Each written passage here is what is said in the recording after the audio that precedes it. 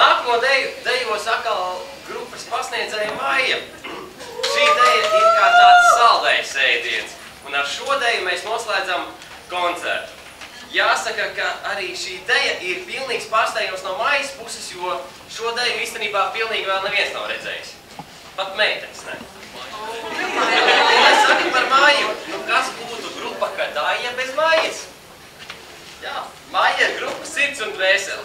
Jāsaka, ka ir pasniedzēji, kas māk labi dejot, bet Maija prot arī pasniegt.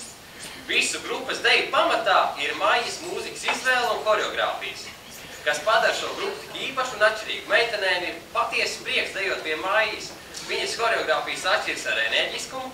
Sākot mācīt deju, Maija visu māca lēni un pamatīgi, bet uzliekot mūziku, kļūst skaidrs, ka visi ir tā kā jāizdejo mērkaķa ātrumā, ne? Apmēram 3 reizes ātrāk. Tagad meitenes jau ir nedaudz ar to aprikušas, bet iesākums bija visām grūts. Maijai šķiet katrā mēģinājumā bija jādzird, es to nevaru, es to taču nedejošu, un es to negribu, nepatīk. Bet, rezultāts tomēr ir redzams, vai ne? Ņemot vērā to, ko mēs šovakar redzējām.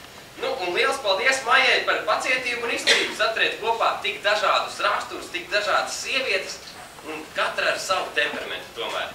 Tad dejo Maija ar dejo Maija.